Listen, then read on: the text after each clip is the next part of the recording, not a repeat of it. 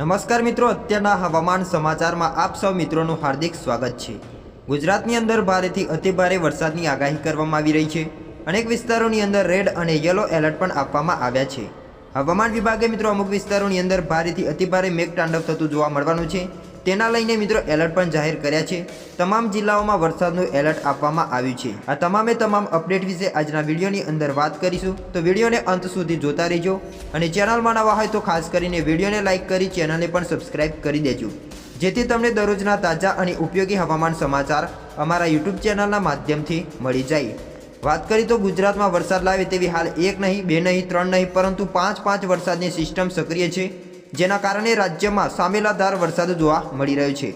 આગામી 7 દિવસ લઈને તો મિત્રો હવામાન વિભાગે ક્યાંક રેડ અને ઓરેન્જ અને અમુક વિસ્તારોની અંદર યલો એલર્ટ પણ આપી દીધા છે, એટલે કે આ વિસ્તારોમાં તોફાની મેઘરાજા બેટિંગ કરતા જોવા મળવાના છે। ગુજરાતમાં ફરીથી મેહુલિયો જામી રહ્યો છે। છેલ્લા થોડા દિવસથી ગુજરાતના કેટલાક વિસ્તારોમાં સામાન્યથી ભારે વરસાદ વરસ્યો છે। હવામાન વિભાગે આજની આગાહીમાં આગામી 7 દિવસ માટે અતિભારે વરસાદની આગાહી કરી છે, કારણ કે મિત્રો વરસાદની 5 સિસ્ટમ એક્ટિવ હોવાના કારણે અનેક વિસ્તારોની અંદર અતિભારે મેઘતાંડવ થતું જોવા મળવાનું છે। તો આવામાં મિત્રો હવામાન વિભાગના અમદાવાદ કેન્દ્રના ડાયરેક્ટર એ.કે. દાસે ગુજરાતના હવામાન અંગે પણ આગાહી કરી છે, જેમાં મિત્રો તેમણે જણાવ્યું છે કે દક્ષિણ આંતરિક ઓડિશા પર બનેલું ડિપ્રેશન પશ્ચિમ ઉત્તર પશ્ચિમ તરફ આગળ વધ્યું છે અને આજે દક્ષિણ આંતરિક ઓડિશા પર કેન્દ્રિત હતું, જે ભવાનીપટના એટલે કે ઓડિશાથી લગભગ 20 કિલોમીટર ઉત્તર પૂર્વમાં, ઓડિશાથી લગભગ 30 કિલોમીટર દક્ષિણમાં અને નોઆપાડા ઓસિયાથી 120 કિલોમીટર દક્ષિણ પૂર્વમાં હતું, જે દક્ષિણ આંતરિક ઓડિશા અને દક્ષિણ છત્તીસગઢમાં પશ્ચિમ ઉત્તર પશ્ચિમ તરફ આગળ વધી રહ્યું છે અને આગામી 12 કલાક દરમિયાન એક સારા નીચા દબાણવાળા ક્ષેત્રમાં નબળું પડી જશે, તો એક અપર એર સાયક્લોનિક પણ પરવતી રહ્યું છે। આ સાથે શિયર ઝોન પણ છે, એટલે કે મિત્રો ભારેથી અતિભારે વરસાદ જોવા મળવાનો છે। આ સાથે તમામ પોર્ટ પર LCSનું 3 નંબરનું સિગ્નલ પણ મિત્રો લગાવી દેવામાં આવ્યું છે। આ સાથે માછીમારોને 24મી ઓગસ્ટ સુધી દરિયો ન ખેડવા માટે સૂચના પણ આપી દેવામાં આવી રહી છે। તો આજે 20મી તારીખે મિત્રો તમે જોઈ શકો છો કે રેડ એલર્ટની પણ આગાહી છે। દ્વારકા, પોરબંદર, જૂનાગઢ, ગીર સોમનાથ, અમરેલી, ભાવનગર, સુરત, નવસારી, વલસાડમાં રેડ એલર્ટ આપવામાં આવી છે। આ વિસ્તારોમાં ભારે વરસાદ જોવા મળવાનો છે। સાથે સાથે મોરબી, જામનગર, રાજકોટ, બોટાદ, ભરૂચ, નર્મદા, ડાંગ, તાપીમાં ઓરેન્જ એલર્ટની સાથે અતિભારે વરસાદની આગાહીઓ છે। વધુમાં જાણીએ તો મિત્રો આજે 20 તારીખ દરમિયાન ઘણા ભાગોની અંદર રેડ અને ઓરેન્જ એલર્ટ પણ આપ્યું હતું। તો આવતીકાલે 21 તારીખ દરમિયાન જે મિત્રો નકશો રજૂ કરવામાં આવે છે, જેના ઉપર એક નજર કરીશું, જેમાં છૂટાછવાયા વિસ્તારોની અંદર ભારેથી અતિભારે વરસાદ જોવા મળવાનો છે। જેમાં દેવપુરની દ્વારકા લાગુના જે વિસ્તારો છે ત્યાં રેડ એલર્ટ આપવામાં આવ્યું છે, એટલે કે અતિભારે વરસાદની શક્યતાઓ છે। તો છૂટાછવાયા વિસ્તારોની અંદર પણ અતિભારે વરસાદ જોવા મળી શકે છે।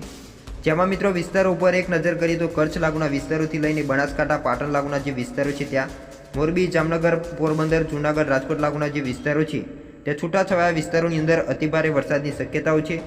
તો છૂટાછવાયા સ્થળોએ ભારે વરસાદની પણ આગાહીઓ વ્યક્ત કરવામાં આવી રહી છે, જેમાં ગીર સોમનાથ, દીવ, અમરેલી, ભાવનગર, બોટાદ, સુરેન્દ્રનગર, મહેસાણા, સાબરકાંઠા તેમજ ગાંધીનગર, અમદાવાદ, ખેડા, મહીસાગર, વડોદરા, છોટાઉદેપુર, ભરૂચ, સુરત, તાપી, ડાંગ, નવસારી આ તમામ ભાગો છે જ્યાં મિત્રો છૂટાછવાયા વિસ્તારોની અંદર ભારે વરસાદની શક્યતાઓ વ્યક્ત કરવામાં આવી રહી છે।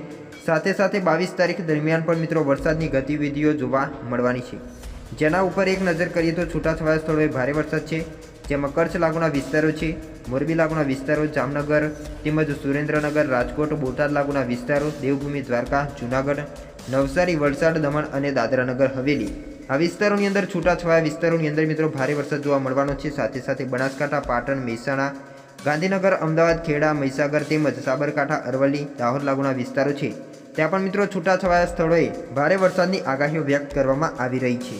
વધુમાં જાણીએ તો મિત્રો આજે ઘણા ભાગોની અંદર મેઘરાજા સટાસટી બોલાવતા જોવા મળ્યા છે। જૂનાગઢના મેદરાડામાં મેઘરાજાએ ભૂક્કા બોલાવ્યા છે। મેદરાડામાં ધોધમાર વરસાદ ખાબકતા અનેક વિસ્તારો જળમગ્ન બન્યા છે। ભારે વરસાદ વરસતા નદી નાળા તો છલકાયા છે, પરંતુ રસ્તાઓ પર નદી વહેતી હોય તેવા પણ દ્રશ્યો સામે આવી રહ્યા છે। આજે સવારે 6 વાગ્યાથી 10 વાગ્યા સુધીમાં 10 ઇંચ જેટલો વરસાદ ખાબક્યો છે, જેના કારણે સ્થિતિ પણ વિકટ બની છે।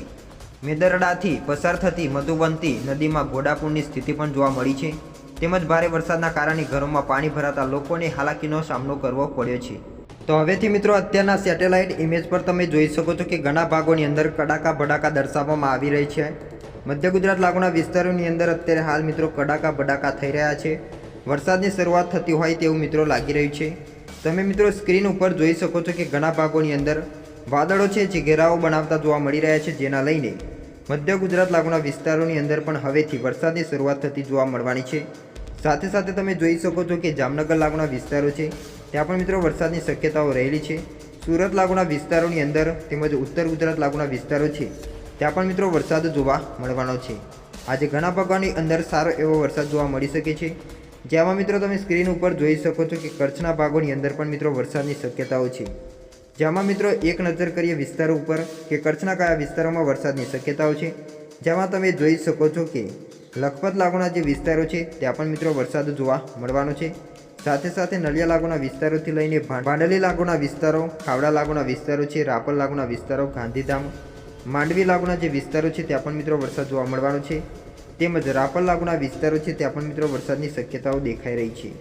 તો મહેસાણા લાગુના વિસ્તારો છે ત્યાં પણ મિત્રો વરસાદની શક્યતાઓ દેખાઈ રહી છે, જેમાં મહેસાણા, મોઢેરા લાગુના વિસ્તારો, હારીજ, રોડા લાગુના વિસ્તારો, રાધનપુર, પાટણપુર, સિદ્ધપુર, વડનગર લાગુના જે વિસ્તારો છે ત્યાં પણ મિત્રો વરસાદની શક્યતાઓ દેખાઈ રહી છે।